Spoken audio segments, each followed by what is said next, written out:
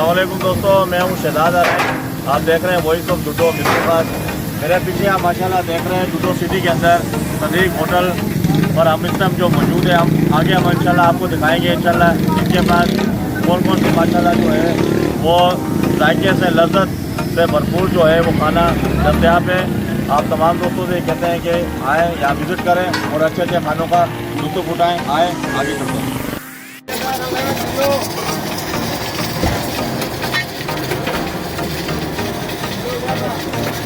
माशाल्लाह हमने सदीक की होटल पे आज खाना खाया है। बहुत अच्छा बना हुआ, बहुत जायका है। काफ़ी जगह खाया, उससे अच्छा बहुत अच्छा बना हुआ।